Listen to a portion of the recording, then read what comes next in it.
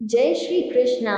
दोस्तों, हाजिर है एक बार फिर कहानी छोटी सीख बड़ी का उद्देश्य लेकर। दोस्तों, किसी ने बड़ी ही खूबसूरत बात कही है कि हीरा परखने वाले से ज्यादा पीढ़ा परखने वाला महत्वपूर्ण होता है, क्योंकि असल जिंदगी में पीढ़ा परखने वाला ही जौहरी होता है।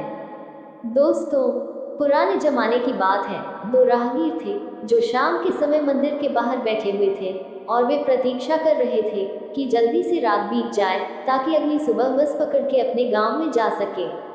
तभी अचानक से बारिश शुरू हो गई। इधर दोनों को बड़ी जोरों की भूख लग रही थी। दोनों के पास में रोटियां थी। पहले के पास में 3 रोटियां थी, दूसरे के पास में 5 रोटियां थी। दोनों मिल बैठ कर के भोजन करने ही वाले थे और तय कर चुके थे कि दोनों 4-4 रोटी बांट कर खा लेंगे। तभी वहां पर तीसरा राहगीर आ गया। उसने उन दोनों से कहा कि भाइयों, मुझे बड़ी जोर की भूख लगी है, क्या मैं भी आपके साथ में खाना खा सकता हूँ? मुझे भी कल सुबह की बस यहीं से पकड़नी है। उन्होंने कहा, ठीक है भाई, तुम भी बैठ जाओ। लेकिन अब समस्या ये हो गई थी कि रोटियों को कैसे बांटे, क्योंकि रोटियां 8 थी, खाने वाले 3 थे। तो दूसरे राहगीर ने तर्क दिया कि एक काम करते हैं, हम हर रोटी के 3 टुकड़े कर लेते हैं, तो ऐसे 24 टुकड़े होंगे जिनको हम आपस में बांट लेते हैं। बाकी दोनों ने भी अपनी सहमति जताई। इस तरह तीनों ने 8-8 टुकड़े बांट लिए, आराम से भोजन कर लिया और वही मंदिर के प्रांगण में विश्राम किया। सुबह जाग करके जब तीसरा यात्री जाने लगा, उसने कहा, भाई, मैं अपनी ओर से आपको कुछ भेंट करना चाहता हूँ। तो बाकी दोनों ने मना किया, लेकिन वो 8 सोने की मोहरें देकर के चला गया कि आप दोनों आपस में बांट लेना। अब दोनों बांटने के लिए तैयार हुए तो दूसरा ने कहा, बांटना क्या है, बड़ी आसान गणित है, दोनों के हिस्से में 4-4 मोहरें आएंगी। पहले वाले ने कहा, नहीं भाई साहब, मेरे पास तो 3 ही रोटियां थी, आपके पास 5 थी, इसलिए 5 मोहरें आप रख लो और 3 मुझे दे दो। उसने कहा, नहीं नहीं, ऐसे नहीं हो सकता, हम 4-4 ही बांटेंगे। तभी मंदिर के पुजारी जी आ गए। दोनों ही अपनी जिद पर अड़े हुए थे। ये झगड़ा चल ही रहा था। तभी पुजारी जी ने पूछा, भाई क्या बात है? तो दोनों ने पूरी बात बताई।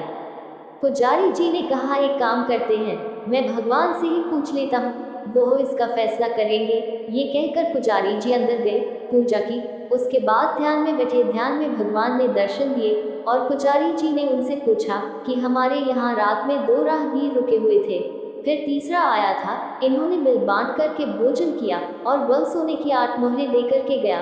उन दोनों में से एक की 3 रोटी थी और एक की 5। एक इसी हिसाब से मोहरें लेना चाहता है और दूसरा बराबर बांटना चाहता है। अब आप ही उनका समाधान बताएं।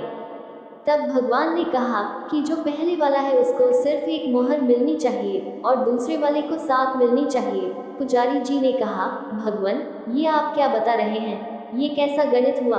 तो भगवान ने समझाया कि पहले वाले के पास में 3 रोटियां थी, उसने जब टुकड़े किए तो 9 टुकड़े हो गए। 8 टुकड़े तो उसने स्वयं खा लिए, 1 टुकड़ा उसने सिर्फ दान किया। जबकि दूसरे वाले के पास में 5 रोटियां थी, यानी कि 15 टुकड़े हो गए। उसने 8 टुकड़े अपने पास रख लिए और 7 अपनी ओर से दान कर दिया, इसलिए उसका हक 7 मोहरों पर बनता है। पुजारी जी भगवान को हाथ जोड़कर ध्यान पूरा कर वो बाहर आए।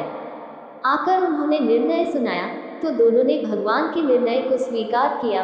पहले वाले ने सिर्फ 1 मोहर रखी, दूसरे ने 7 रखी और वहां से चले गए।